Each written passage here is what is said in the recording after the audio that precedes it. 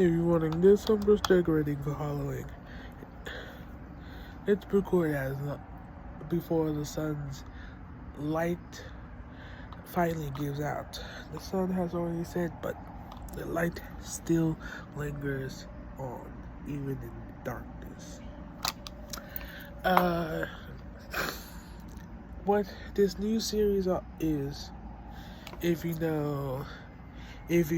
look at anywhere after this 2-minute portion of the video it's going to be called the Canon Explorers, where we go to SCP canons, because I found interest with different SCP canons. The SCP canons that we're going to explore now is SCP Green King, a anomaly called reality bender called Josephine, manipulates the Foundation like puppets in order to keep her existence away from them. The Foundation finds out, and it's a little bit of a track of trying to catch this anomaly. This canon is a bit interesting, to say the least. Ad Astra, a canon that is a little bit more complex, to say the least. It's because the Foundation basically sent humanity across the solar system as an anomaly that exists on Earth that essentially destroys functional societies by erasing people's ability and knowledge and memory about how to live in a society. Would destroy all civilization by the 2030s, and they evacuate everyone in the 2020s. It's essentially it's essentially called basically like Star Trek, with the fact that they're different places, planets, or stations. Anomalies or some anomalous phenomenon. It's I haven't reached that point yet, but it's currently in editing and processing. And then there's apotheosis. Apotheosis is essentially people are starting to get X-Men powers, and the Foundation is fighting a losing battle as they try to keep the information of anomalies closed, as more and more people through ancient anomalies SCP increasingly get different powers. It's going to eventually take most, if not all, of humanity and become anomalous, itself likely breaking the veil. So, yeah. The veil, but also, in order of uploading is, though, Green King, Apotheosis, Ad Astra. And the likely amount of episodes between each of them will be Green King, I'm guessing around 7. Apotheosis might be around 7 to 18. And Ad Astra, by the looks of it, might be as long as 28. If not more. Depends on the length of the articles, plus how many articles is in each of them. Because most standard uploads should be around 20 to 40 minutes. I want most of them to be 20 minutes, though, with 40 minutes or longer being acceptable.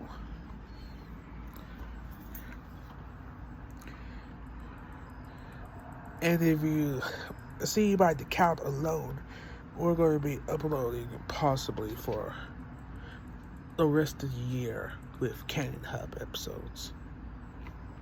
I will be doing shorts doing less SCP shorts and other stuff, and trying to bring in new views to the channel. But that is everything. This is the just introductory chapter of everything. And I yapped all the way to like 6 minutes. Okay, so so that's the point. Oh yeah, in between each episodes, I will be having commentary about the stuff between all the episodes. And oh yeah, commentary in between certain parts, possibly. Though the starting episodes, it'll those only be at the beginning and end. So if you just ask the commentary bit.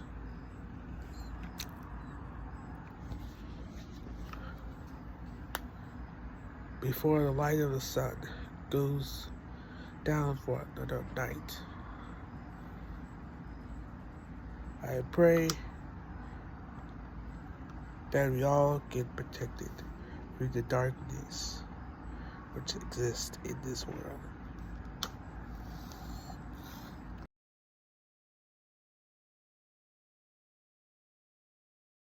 The marketplace was busy, as always, goods being heaved off of and onto ships, merchants trying to raise their voices above the clamor to peddle their wares, the various colorful trinkets being sold, all set beneath the overpowering aroma of the ocean. Caleb couldn't care less about any of it. He was just trying to get the crates of God knows what off of the boat and onto the dock without killing himself. It was hard work, but it paid well enough, especially this job. For some reason, whoever owned this cargo was paying the crew double what they normally got for a load this size. No one knew what was in them, but for that kind of money, Caleb wasn't really in the mood to ask questions. What Caleb did know was that whatever it was heavy. It took 3 men working the ropes to hoist the cargo off the upper deck of the ship and down to the dock. Even then, the boxes still made a resounding thud when they hit bottom. The job only got harder as the sun got higher. Caleb's hands were getting sweaty, and he was getting tired. Still, there were only 2 or 3 more crates to go. Better to finish the job now and go home early than spend more time out in the sun. Then, without any kind of warning, a little girl, unimpeded by the thick crowd in front of her, dashed over, past the guiding ropes, and onto the docks. Before anyone could yell to her to stop, or even have the time to recognize her presence,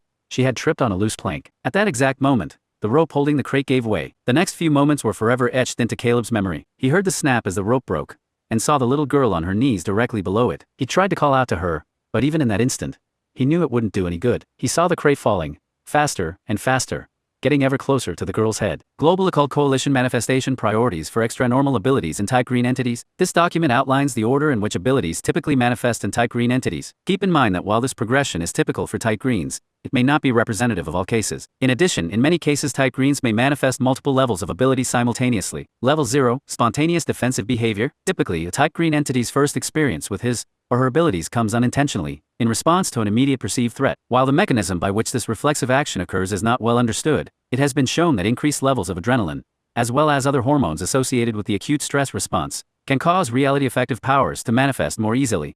And then it wasn't. Caleb blinked. The crate was gone. There was no trace of it anywhere, no pieces of rope, no splintered wood, none of whatever was inside it. The only evidence that something had fallen was the frayed end of the rope still attached to the pulley. Everyone who had seen the incident froze for a moment. No one knew exactly how to process what had just happened. The poor girl kept staring up where the crate used to be, as if she was still waiting for it to come back down. Most people, however, hadn't seen the crate fall, because the crate never hit the ground, it never made any noise, so nobody really paid attention to it. The dumbstruck dock workers escorted the girl back into the crowd, and gave her a lecture on how it wasn't safe to go onto the docks when people were working. The human mind copes with what it doesn't understand by ignoring it. Among the people who had actually seen the incident, most chose to believe that they had somehow misseen what had really happened. The crate missed the girl and fell into the water. The rope never broke. The entire incident never happened. A select few, however, chose to remember. They knew what they had seen, and what they had seen wasn't normal. Some of these people were later dragged from their homes in the middle of the night and made to forget. Others were smart enough to keep their heads down about it, earn the right to guard their memories, and with it, the knowledge that the world around them was not nearly as coherent as they had been led to believe. One person in particular, however, learned a little bit more that day. The instant they saw the crate vanish from the air, not simply moved somewhere else or made invisible, but actually removed wholly from existence, they knew that they were responsible. They did not understand how or why it had happened, but they knew for certain that they had been the cause. In that instant, as they perceived the imminent danger, they looked at the offending object. Then they looked at it in a slightly different way, and it was no more. Thus, Josephine, the little girl who was nearly crushed, lived, and a great power lived with her. Level 1. Manipulation of matter. After the initial discovery event, many tight greens will begin a phase of experimentation. Typically, abilities which involve the manipulation of matter are the first conscious abilities to manifest. These can include telekinesis, the physical manipulation of objects without applying measurable force, transmutation, the conversion of one type of matter into another type, and violation of the conservation of matter, destroying matter or bringing new matter into existence. It took some time before Josephine was again able to cause something to happen by her will alone. At first, she tried pointing at inanimate objects and ordering them around, as if the atoms contained therein were soldiers waiting for orders. When that failed, she tried making hand gestures and saying magic words. This too proved ineffective against the permanence of reality. She tried simply thinking very hard at an object, but the solution proved more complex. She reached an epiphany in the middle of the night. She awoke from a nightmare, breathing heavily and shaking slightly. She had dreamed that she was again on that dock, immobilized as the crate fell down on her in slow motion. She smelled sweet salt water, heard the waves rushing around her. She struggled desperately to move out of the crate's way, but she felt as if her whole body were encased in concrete. Her physical body failing her, she was now forced to control her power, or be crushed. She closed her eyes, and tried to focus. In her mind, she saw the crate. She saw the gravity pulling it down, and the friction pulling it up. She saw the air moving across the surface of the crate. She saw the nanoscopic foam, which formed the atoms, which formed the molecules, which formed the wood, which formed the box. She saw the crate for what it was, and then, she saw that it was not. Influencing reality is, in the simplest possible terms, a matter of perspective. Many years later, Josephine returned to the dock. The waves were rolling in gently, at least, so far as other people would see it. Josephine could feel the kinetic energy in the water, the energy pushing the waves, the energies flowing in waves and particles between earth and water and sun and moon. But the salt water, the sweet smell basking in the air, she had no way to reproduce or analyze it. Deep down, it was all neural impulses, memories, particles. But some part of Josephine didn't want to analyze it. She didn't want to spoil every little magic for herself. Josephine told nobody about her condition. She did it to protect herself and her loved ones. But part of the reason was that she knew, deep down, that if anyone knew what she could do, they would try to use her for their own purposes. Well, the Green King. I saw a good amount of this before this. This is a little bit when I finished like half of the stuff. Watching it, it was decently interesting. The starting kind of article in this saga, the Green King's origin story. Little bit of a spoiler. The Green King, this scene is probably around the 17 to 1800s. As I think by all the evidence, the king is at least 2 to 300 years old. Likely 1 to 200 years old, and possibly 3. Because who knows?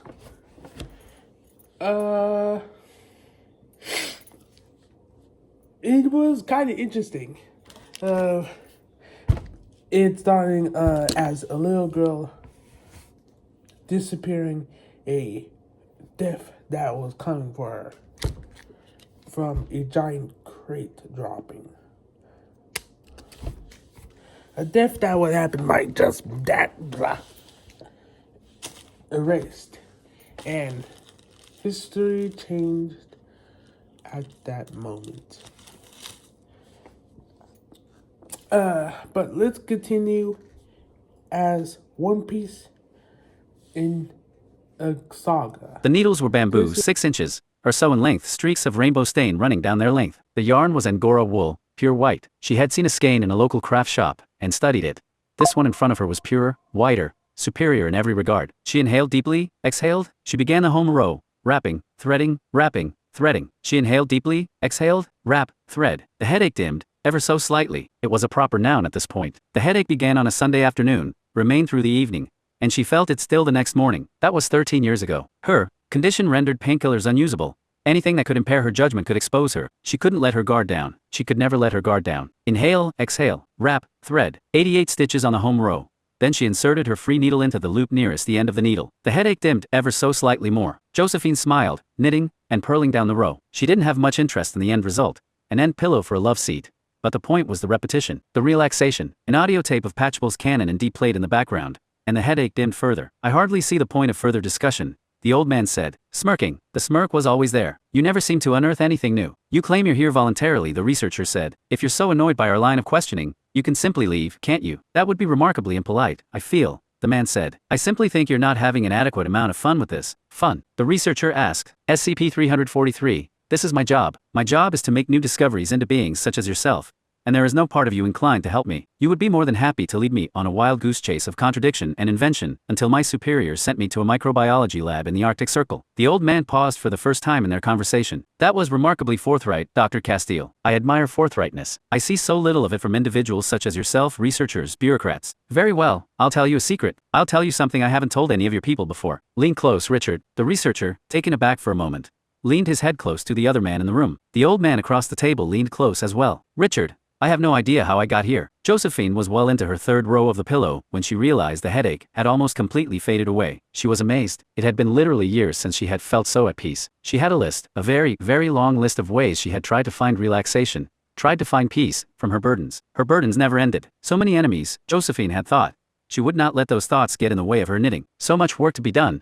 All the time. Josephine felt the throbbing intensify momentarily, then fade again. Her hands bobbed forward, caught the yarn, pulled backward, and formed the next stitch, one step at a time, each motion deliberate, yet inevitable, each step optional, yet destined. The headache was gone. She felt so much relief. She had been so burdened with the work of evading the beast. That was her name for those so-called scientists, those animals that hunted beings that were different than they were. Her inquisition, her witch hunters. On days when she questioned herself, days when she doubted herself, she wondered if she really was a witch. Something unnatural? Something that needed to be confined. The yarn was perfect, floating in the air in front of her. The skein unraveled itself, feeding inch after inch, foot after foot into her handiwork. She had seen a skein in a local craft shop, and studied it. She had created this one from pure thought, pure imagination. She had vibrated quantum foam, and platonic form, and rearranged molecules, and humors, and atoms into something new, something that had never existed in the universe before. This was what she did. This was what God or nature made her to do, and she would do it. The headache returned for a moment, then passed as she began a new row. You don't know why you're here? Researcher Castile asked. You're God, you're here of your own will,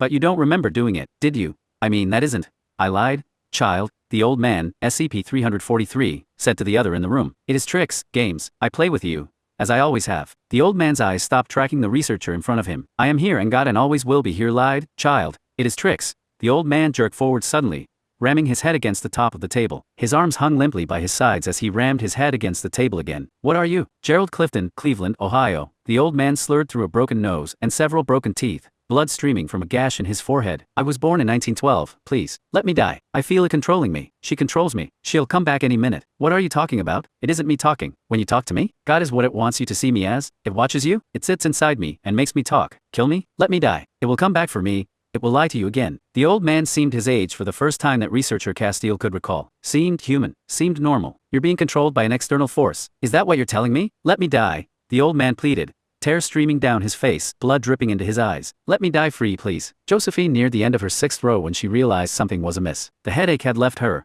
but it pulsed ever so slightly as she paused. Too relaxed, she thought. I let go of one of them. She closed her eyes, and her mind left the room, the house, the area code that her body inhabited. It traveled from one predetermined location to another, isolated location. It would have been impossible to find if she didn't know exactly what she was looking for. The people who had built prisons on those locations had designed them to be impossible to find. She checked containment chambers across half a dozen sites before she found what she was looking for at Site 17. Gerald, she thought. I'm so sorry I needed to use you. She concentrated further and found herself in the same room. Researcher Castile was furiously scribbling notes. Gerald, how long have you been controlled by this entity? I have no idea, the still sobbing old man replied. So long, most of my life. She put me here. She wanted you to find me? She wanted you to catch me? She watches me, and watches you through me. She needs spies. She knows what you would do to her. She fears you? So many others. She's so old, at least a century, maybe closer to 2. She's so tired. Castile perked at this. More. Other beings controlled by the same entity. Many, the old man replied. I can tell you at least that.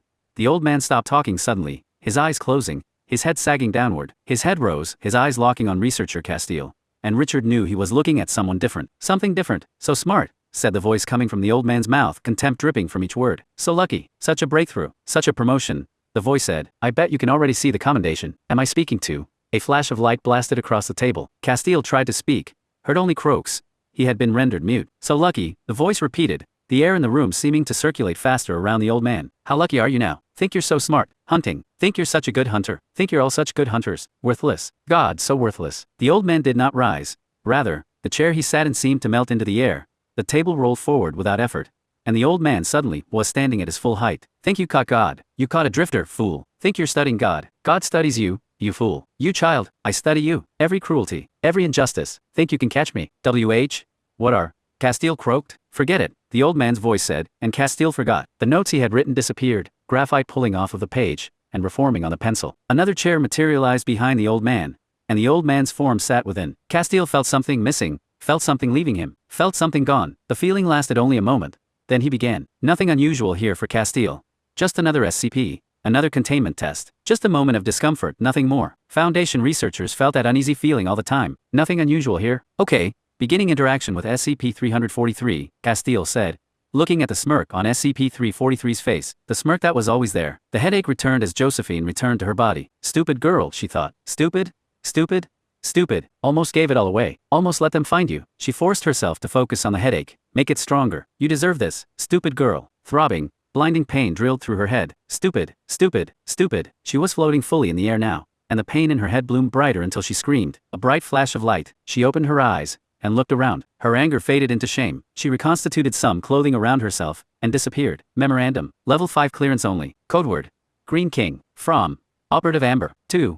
Operative Magnus. 2 more events discovered. Interview between Site-17 researcher and SCP-343. Video attached. Researcher was completely amnestized beyond any known chemical methods. MRI suggested chemical pathways, and neural development of memories, was literally reversed and eliminated. Covert video surveillance of SCP-343, as per Green King Project allowed for recovery. Interview ended at 1,523 hours on November 2, 2013. Keyhole satellites detected AN energy surge in AN isolated area of Sonora Desert at 1,525 hours. Resulting crater resembled thermobaric warhead detonation site. Analysis ongoing. Ember.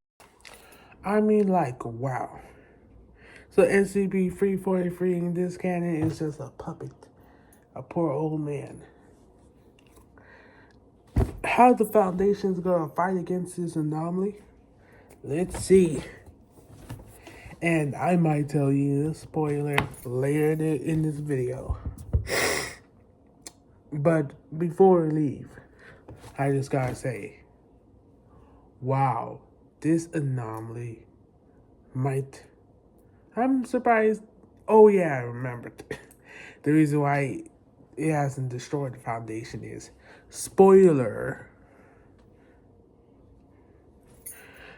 it doesn't have the information of all Foundation personnel, so it can't just erase them out of existence. So it tries to hide. But still, how powerful a reality bender must be for at least a puppet of 750 human levels. Human levels are basically standard points of reality. Imagine like these little bricks being human levels. Higher human levels can emulate lower human levels. And the anomaly must have at least more than 750 humans. Then reality's normal 20. In order to manipulate the Foundation. So well. I'm just shocked. Dr. Herrero walked slowly along the empty white corridor, like a condemned to the scaffold. His footsteps echoed on the cold walls, while several cameras observed him from the ceiling. He knew that he was being analyzed by the most sophisticated surveillance devices ever invented by man. If those cameras at any moment found anything abnormal, the security system would have activated the alarm in the whole building, and the automatic sentry machine gun stationed near the door at the end of the corridor, capable of tearing any intruder into pieces in a few seconds, would have blown him away. Hilarious, he thought. The defenses would do nothing against the one they're actually afraid of. Nothing happened. Dr. Herrero arrived in front of the massive steel door resembling a monolithic tombstone. He said, with a calm and determined tone that didn't show the storm of emotions weighing in his heart, Dr. Robert Herrero, clearance level 5, access code 09428695. The microphone above his head registered his words, and the sentry turrets, which hadn't stopped pointing at him since when he arrived there, immediately disengaged themselves and started guarding the corridor again. He pressed his hand on the digital fingerprint sensor, and the enormous door opened without a sound. They always called her it, like an animal, like an object, like something worthless. Robert entered the elevator, as empty as the rest of the facility, and the door closed behind him. Even there, he was constantly monitored by video cameras. He didn't pay them any attention and, as he had done many other times, pressed a single, big gray button on the wall of the lift, which started descending into the darkness. Dr. Herrero crossed his arms and waited, giving an absent look to his reflection in the elevator's mirror. Time had not been gentle with him. He was still good looking for his age, but his face was marked by wrinkles, his hair gray, and his right cheek crossed by a long thin scar. He touched it gently, thinking that, maybe, The end of that story was finally near. Am I ready? I know what they'll ask me. Am I ready? The elevator reached the floor, 400 meters under the Italian surface. The secret bunker didn't have a name. It was built to host the most important meetings of the Foundation, and the Foundation wasn't in the habit of giving a place a name if it didn't officially exist. As the door opened, Dr. Herrero was greeted by two men in black uniforms. Robert knew one of them, the German, Captain Strauss. He was rapidly making a career for himself, and his presence there made Herrero think about his son, Martin. Made him think about how much Martin hated him. What hurt Robert the most was that Martin had a good reason to hate him. Strauss saluted him. "Greetings, Dr. Herrero," he said in awkward English. "I have been ordered to inform you that the assembly is about to begin. Your presence is required as soon as possible." Robert nodded and walked down the gently sloping hallway, heading to the conference room. All his confusion disappeared during that walk, supplanted by a sense of urge and anxiety. After all, he was a member of the Foundation, and he had made vows to it. Most of the researchers laughed at those vows, laughed at the old words, secure, contain, protect. Robert lost a lot for those vows, and they were all he had left. He had lost his wife. He had lost his sons. The words were what he hadn't lost. Arriving in front of the room, Dr. Herrero stopped, revised mentally the information he had, breathed deeply to calm himself, and opened the door. The room was occupied by a large, round mahogany table. Around it there were almost 24 people, speaking in a low tone. There were members from every secret department of the Foundation, though oddly not a single member of the senior staff. Robert noted in particular three figures, two men and a woman, in black business suits. He had never seen them before. As soon as he walked into the room, Dr. Jonathan Redwood, the American presiding over the meeting, welcomed him. "Hello, Robert. We were waiting for you. Please have a seat." Robert walked to the nearest empty chair and glanced at his colleagues. Most looked nervous and stressed. This probably feels awkward for them, Robert thought. Redwood stood up. "Gentlemen," said Redwood, "before we begin, I'd like to remind you all that this meeting is classified level 5 black, as per protocol GK09 black, and what we are going to discuss today is classified for all individuals without level 5, 05, or GKX clearance. Our orders come from the director of Project Green King, and to him, and him alone do we report our actions." He looked at the people around him. "Is that clear?" Everyone nodded. "Good. In that case, we can begin," he said, clearing his throat. "As you have been informed, Project Green King is focused on the containment of an entity considered one of the most powerful beings the Foundation has ever faced. This being is a reality bender identified as Entity HL49, or by its original code name, Green King. This entity may have existed for years, maybe decades, before its interactions with the organizations predating the Foundation. At some point after this discovery, it began to investigate us. Our best psychological profile? Guess, one of the dark-suited men said, his Krakow accent showing. "Your best guess." Dr. Redwood cleared his throat, looked around nervously. "Our profile suggests that it was scared. It knew that, if we captured it, we'd eventually find a way to keep it contained forever." Redwood stopped, drank a sip of water, and began talking again. "To obtain the information it needed to escape us, the Green King resorted to an ingenious strategy, as Operative Magnus will now explain you." Magnus, the dark-suited heckler from before, stood up. "Thank you, Dr. Redwood." Green King, thanks to its abilities, managed somehow to create a reality bender under its control using only an ordinary man. This person, contained by us, is SCP-343. His infiltration was total, and after him came others, but for a long time we didn't suspect anything, and this gave the Green King enough time to spy on us. Magnus shook his head at the English phrase. "Today, we have uncovered 3 different entities within the Foundation that worked for the Green King," Magnus continued, "and we would have never discovered we were being spied upon at all were it not for the Green King's difficulties in controlling its puppets." Magnus stopped for a second, then resumed talking. "It made a mistake. During an attempt to gather information, the entity appears to have suffered some sort of episode or break. During this, its puppet, a young Palawan girl, was freed from its control, and began confessing to us that it had been possessed, as she put it, by a being that was giving it anomalous abilities, and monitoring its interactions with Foundation personnel. In combination with the already extant evidence of the Green King's existence that the Foundation had, we were able to deduce this particular entity's involvement. That was the beginning of our problems. It became more careful, more shrewd. It found methods to prevent us from finding it. We continued looking for it, winning some battles, losing others. The situation, however, remained somewhat stable. Back then, the Green King was a powerful reality bender, but still a reality bender like many others, simply trying to escape from us. Magnus lowered his voice. "Operative Amber will continue the briefing from this point." He sat, and the black-suited woman sitting beside him stood up. "On February 11, 1974, during our sole offensive measure, to date, 2 unnamed mobile task forces launched a direct assault upon a suburban home in eastern Pennsylvania, where it was believed the Green King was basing its operations at that time. Its base was in a populated town." One of the other, unnamed researchers asked. "This is not a press conference," Operative Magnus said. "Please remain silent throughout the briefing." Taurus, he turned to the woman. "Please continue." During the attack,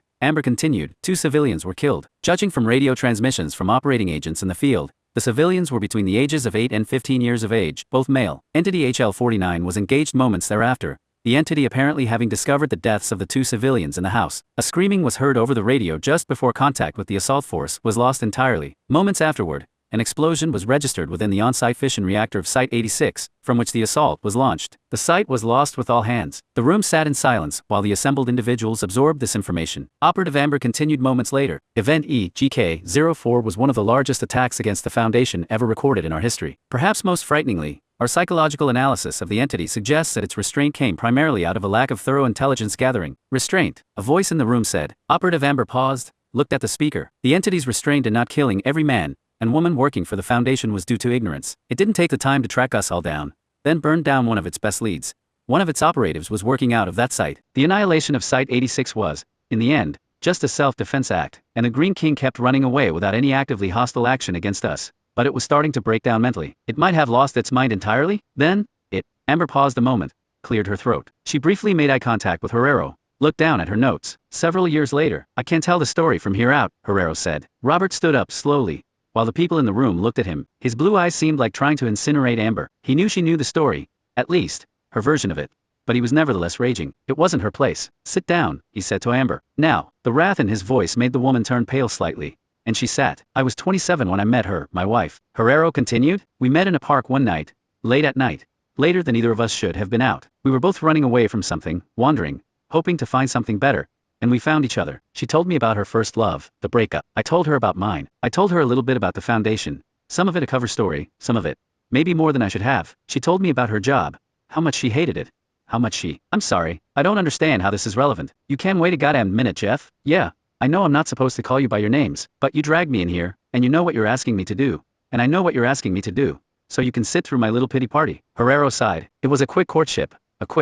It was just all so fast. I fell in love with her. We were happy for the first time in our lives. That was all I knew. One morning, right around 4 o'clock, we were asleep. I was restless. I got up and went to the kitchen. Right at that moment, there was an explosion. Explosions? An attack. I was a desk worker. I had no experience with what was happening. I was knocked unconscious by some force. When I woke up, I was blindfolded, tied to a chair. A voice kept asking me questions, random questions. Pain happened. I blacked out. The Green King used torture. Can't it? The black-suited man stopped, seeing the look Magnus gave him. Robert couldn't see that look, but he was sure the operative wouldn't be interrupting again. No, Robert said. 2 mobile task forces swarmed our house, took me into custody. She had left already, had known what was coming. The Foundation had figured it out somehow. It was just another operation for them. Robert looked up at the ceiling. She knew I worked for the Foundation. It was infiltration for her. At least at the beginning. Maybe the whole time. I lost my wife, and I'll never know if she felt anything for me or not, or if she used me to get to the Foundation. I'll never know if she thinks I set her up. I'll never have an answer to that I can believe. Ever. The room was silent as the implications set in. Redwood stood up and coughed, embarrassed. Then he spoke. After this event, EGK-06, the Green King became actively hostile to the Foundation, and the leaders of the Green King project decided to make its existence a secret to everybody but a few personnel. This happened 25 years ago. And now, I'll let Operative Taurus conclude. Then he sat, and he looked sideways at Robert, feeling bad for him. Robert looked like he had lost all energy, and simply sat there, staring at the table. Operative Taurus, a corpulent Hispanic, stood up.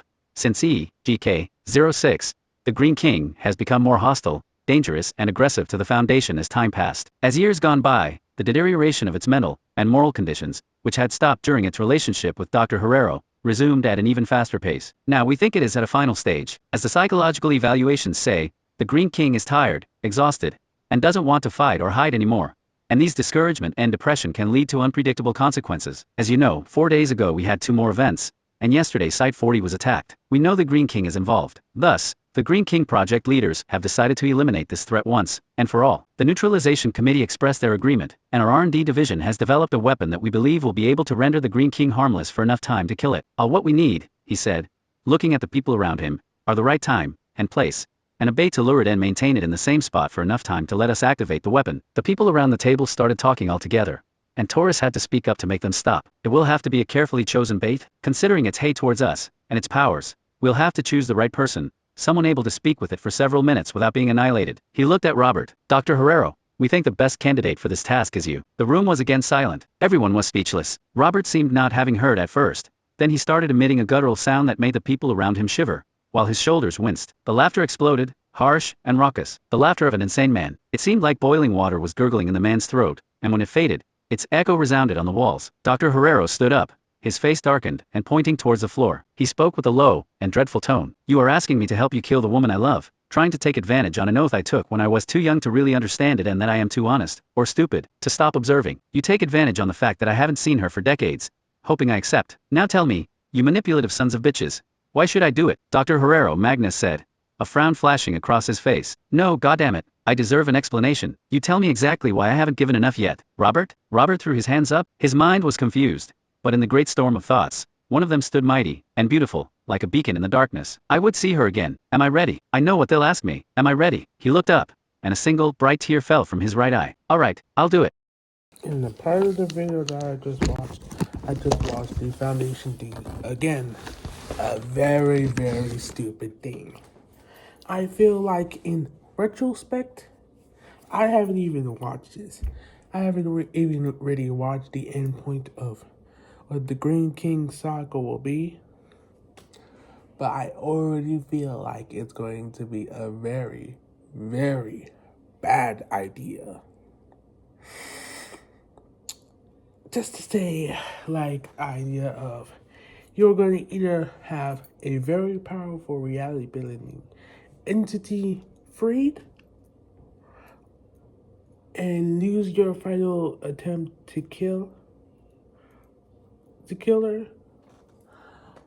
or you're going to have her with a partner who knows the foundation more about the foundation than probably even her, which I feel like might be one of those timelines where the foundation really fucks it up. So I feel like,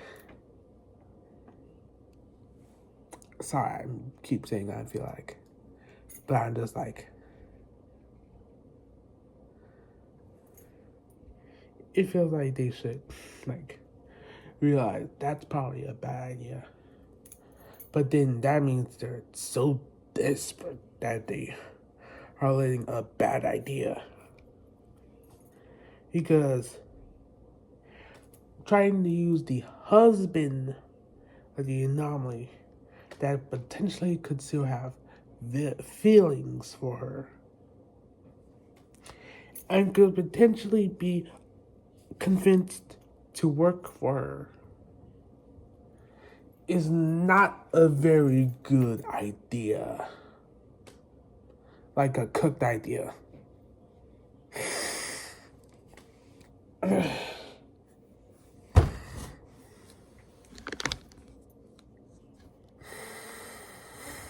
Just have to say one thing,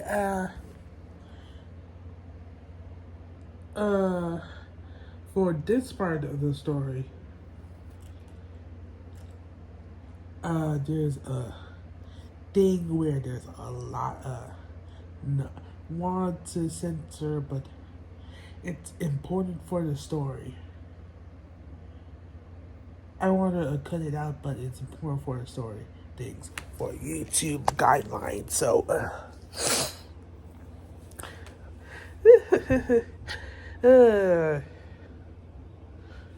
let's just see if it's okay. CK from our music break, we'll do our weekly segment Tuesday update with researcher James, where we bring everyone's favorite researcher live on air to discuss the goings on around the foundation. We'll be back with Tune and Ames in the evening after the special request, straight from, let's see, the janitorial staff at Site 382, representing the outskirts of Seoul. We'll be back after this on your station, 98.3, WSEP. Ison Ganol Nuki Abo Highlight, Highlight, Jajiam Butio Machia BWA Highlight, Highlight, Gadi Tuia BWA Mayum Dero Jugia BWA, take it all, Highlight. Magazine tabil mieoneul jang și hal spot libt, ge torok cambara e în 4 minute time. On Momjianairi Jarity on Feeling, Imi Nanun Algo IG the Fantasy, Niga Queen of Fashion, Niga Queen of Motion. Ij Butio Narulbwa Nij Nunul Tejima coming Judero. Ison Ganol Nuki Abo Highlight, Highlight, Jajiam Butio Machia BWA Highlight, Highlight, Gadi Tuia BWA Mayum Dero Jugia BWA, take it all, Highlight. Neil Saro Jabul Holic, Neil Yuhakanoin Holic, I make you crazy now, Deo no Bialaga, you make me crazy now, just want it up now. Drawing sang model Neil Hyang and strike. Ij Butio Shajaya 4-minute time. Tujiu ne show time, Boltonu ne so live. Ij Modu Hundoria BWA hit to the beat. Niga Queen of Fashion, Niga Queen of Motion. Ij Butio Narulbwa Nij Nunul Tejima coming Judero. Ison Ganol Nuki Abo Highlight, Highlight, Jajiam Butio Machia BWA highlight. Hi highlight. Gadi Twia BWA Mayum Dero Juljia BWA. Take it all. Hi highlight. Jajiam Butio Ne highlight. Dubian Dashi Iop Noon Soul fight. Namam Jizun slow ne shim Janjun stop. Payang so annoying dala now. Ison gan keep it right. Chia Yum Butio Q Kajita Nun Tejima keep your eyes. 4, 3, 2, 1. Action. Ison Ganul Nuki Abwa highlight. Hi highlight. Jajiam Butio Machia BWA highlight. Hi highlight. Gadi Twia BWA Mayum Dero Juljia BWA. Take it all. Hi highlight. Neil Saro Jabul holic. Neil Yuhakanoin holic. I make you crazy now. Deo no bialaga. You make me crazy now. Just want it up now. Fade. Okay. We're back. Coming off of that hit, highlight, by the Korean pop band 4 Minute. We have our weekly chat with researcher James. Tune, do we have James on the phone yet? No. Well, I'm sure the little guy's having trouble with his 5th grade math homework. Heh. In the meantime, we've got the best news the overseers pay us to allow you to know, only several hours after it hits the intranet. This is Foundation World News Report. Theme song, orchestrals, sound of telegraph. Okay, first off the wire, from Site 55, we have the interesting story of one researcher Torres, whose recent demotion to level 1 couldn't have come as much of a shock to her. Seems that Torres was a bit of a prankster, and decided that she was going to have a little fun with some fellow Foundation personnel, and a couple of instances of SCP-531. Torres sets up 2 of the little cat statues outside of the site break room on remote-controllable rotating platforms, and held onto the remote for herself. Security footage, which is pretty hilarious, just so we're being honest here, shows 4 hours of the same people walking up to the break room to get coffee, stopping in the doorway, and turning around. The distraction effect from 531 had some interesting side effects: personnel turning around, walking into one another, turning back, trying again, turning back, ad infinitum. Then, when 55 had a Euclid containment breach, and the only way to the Euclid wing was through the break room. Needless to say, 2 mobile task forces were startled from their lunches, and researcher Torres is going to get some good experience with a mop. Rimshot sound. Alright, settle down. A few other quick reports. Seismographs reported some earthquakes in Arizona, outside of a predictable seismic area. Transportation snafus have delayed all personnel transfers from Site 40 in Pennsylvania, so if you're on 3rd shift and waiting on relief from Lancaster, you better put on another pot of coffee. The Mennonite cavalry will not be coming to your rescue, I'm afraid. Opening to Amish paradise begins. A couple more pieces. Food resupply to Site 17 has been delayed by, whoops, getting some black boxes here. Bust out the emergency rations, and say your daily prayer to St. Bowdler of the expunged order of redaction. A couple of blackouts in New Mexico have cut off communications with research site Beta 23. Our Lady of the Overwatch says cell towers are down. Higher-ups have access to Blackcom channels, but regular communications out are going to take a little while. In honor of all you beautiful Anabaptists stuck in traffic in Site 40, here's Weird Al. Encryption protocol, WSCP-GK33 active, signal strength 97%. Beginning transmission, following document classified level GK09 black. Access restricted to personnel with level 5, 05X, or GKX clearance. 2. Selected personnel. From Project Green King Command. Subject. Codeword Green King background information. Dr. Jones. Pertinent excerpts of Green King background follow. Magnus. This project's earliest incarnation began in 1894 with the death of a man named Samuel Enfield. Enfield was a field agent working for the American Secure Containment Initiative, a precursor organization to the Foundation. Enfield was found dead on assignment in Boise, Idaho, in close proximity to another man, their 2 bodies positioned in such a manner as to suggest the 2 were intimately engaged with one another prior to their death. Their deaths were determined by the local coroner to have been caused by gunshot wounds from Agent Enfield's 2 Smith & Wesson Model 3 revolvers. Enfield's wife, Agnes, was arrested 2 miles out of town and tried for double murder. She was found dead in her cell 3 days later from an apparent suicide. Initiative researchers were able to connect several irregularities with Enfield's death. First, eyewitness testimony from 2 fellow agents on assignment with Enfield suggested that he had run out of ammunition for his revolvers earlier that day, and was told he would not receive further ammunition until a supply wagon came by 3 days later. Second, even by the limited familiarity with homosexuality present in the late 1890s, no prior indication of a sexual relationship between Enfield or the other man was noted by any of Enfield's associates. Third, while paper records were located after the fact, several initiative commanders expressed confusion at the identity of Enfield's supposed erstwhile companion, claiming they had never heard of a field operative by his name, and insisting that an error had occurred. Fourth, while paper records after the fact again supported the official story, several corroborated reports stated that a woman closely resembling Enfield's wife had been found dead in their home several hours before the agent's murder. The body was lost at some point after Enfield's death, and some, though not all, of the corroborating witnesses changed their story later, claiming not to remember the period of time between the body's recovery and Enfield's murder. Though proper amnestics had not yet been developed, a comparison of interview transcripts before and after the body's disappearance closely resembles before and after reports of amnestic application. Agent Enfield was murdered during an investigation into a being that would now be classified as a reality bender, though that term did not then exist. The reality bender was a Paiute American Indian religious figure known as Wovoka, an individual who had attempted to start a general uprising against the American government. After a failed attempt at such an uprising, he was pursued by initiative agents for some time. Enfield had detained Wovoka, interviewed him briefly, and was scheduled to interview him in the morning. He was found dead that night. Wovoka escaped custody and was never subsequently located, though most of the initiative believe Wovoka to be responsible for any irregularity. Encryption sequence entering dormancy, scrambling transmission, encryption sequence failing, recalibrating encryption sequence, please wait, encryption reestablished, decoding sequence resuming, transmission continues. Turview suggested that Wovoka was not a reality bender at all, rather, he had been set up as a reality bender by an unknown entity. Wovoka described a godlike entity that came unto him one day, and offered him the power to retake his tribal lands from the American occupiers. Wovoka, naturally, accepted this offer. Wovoka realized later that he had no actual control over his abilities, when an attempt to begin such an uprising was defeated, his powers failing him at the critical moment. Shortly thereafter, according to Wovoka, he felt his god leave him. He described feeling himself in connection to his unknown entity, felt this being's extremely troubled emotions, and then felt free. He was able to escape this entity's attention and surrender himself to Agent Enfield's custody. Of course, his claims could not be specifically confirmed or refuted. This was the first and, for many decades, the only evidence of entity HL49. Even this evidence was shaky. All that was actually recorded was 2 pages of interview notes from Enfield, and a handful of witnesses who remembered versions of history that were identical to one another but contradicting the official record. A record that was clearly doctored. There were 9 of them, and they formed the core of what would become the Green King Project. The Gotch classifies reality benders as type green entities. 3 of the 9 original members of the group became members of organizations that later formed the core of the Gotch, through careful recruitment. The project investigating the entity first detected in Boise continued through both the Gotch and the Foundation. The entity was presumed to be a male reality bender, and possibly the most powerful reality bender known to exist. Additionally, given the entity's penchant for disguising its behavior through others, individuals thought of as subjects, the entity was given the codename Green King. You are now a part of the operation to locate, secure, and detain this entity. Next WSCP transmission will contain details regarding the time and location of your orientation meeting. For now, you are advised to purchase tickets to Italy and await further instructions. Site 40. A young boy walked lazily around Site 40, watching brooding soldiers and overworked scientists make their daily rounds. He was a janitor, with access only to what he needed to fix, and the general workings of the Foundation. There was nothing to hide from him. All sensitive materials were either secured within locked rooms or on endlessly secured computers. Usually, he eventually wandered to the cafeteria, moderately filled, with very little noise. The janitor got a small snack and began to exit, but quickly stopped himself as he saw a woman walk through. Very few new people joined the staff, and those who did almost always seemed slightly unsure of themselves. She was different. She seemed like she could stop a bullet with her gaze. She passed through quickly, with a slightly rushed gait. Silently, the janitor followed her. He knew that it wasn't in his best interests, but he had both a curiosity and an understanding that most people didn't even see in him in the first place. He watched her dodge through many corridors, eventually stopping at a door he had memorized over many months. He had been at the site for months, and he could recognize nearly all the staff, but every couple of weeks, he saw a group of people, small in number, make their way into an unmarked room, and after many hours, file out once again. The members of this group, from what he had gathered from the members of his staff site, had no noticeable connection. Physiologists, physicists, tacticians, every field under the sun. These shadowy people were very secretive, even by the Foundation standards, usually not even conversing with other researchers out of purely technical matters. He tried to keep a watch out for them,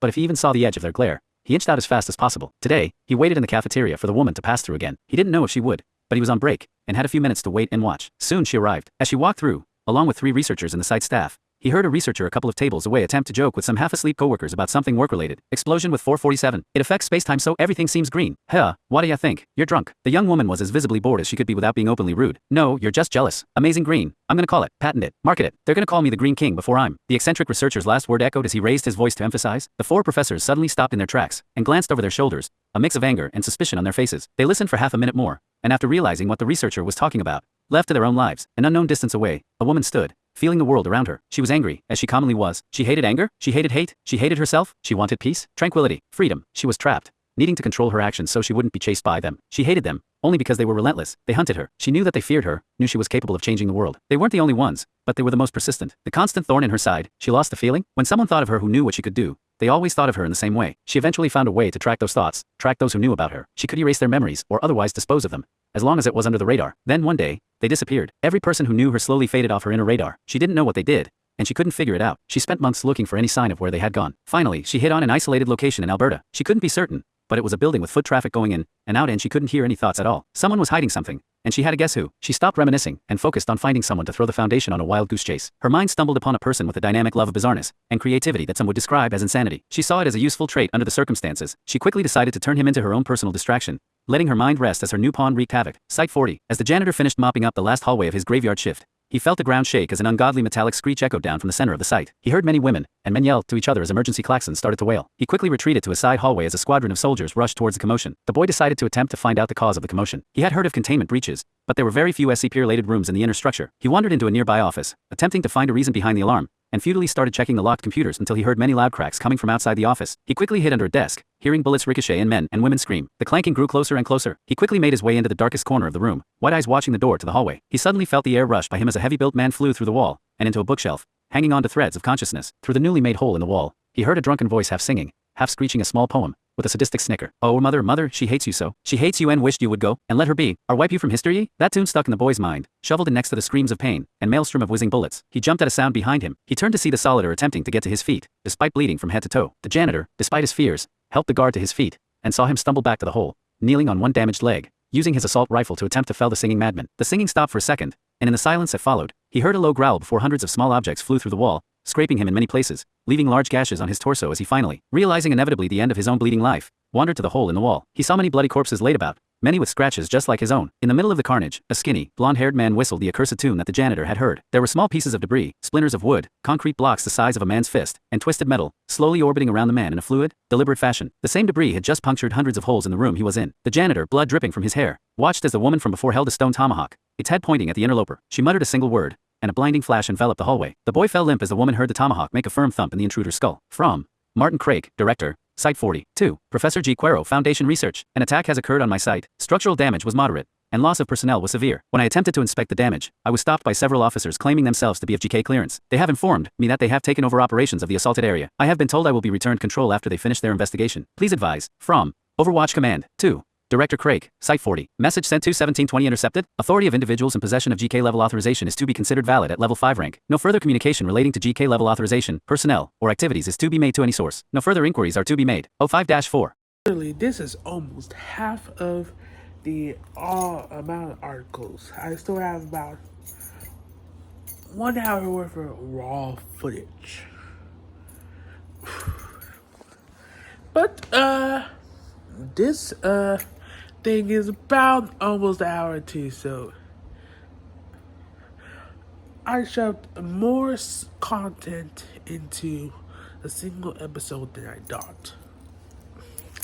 But this is going to be almost 50 minutes. This is going to be 50 minutes long, so I'll call it a special. I thought I was going to split them to more episodes, like 2, but it won't be like that.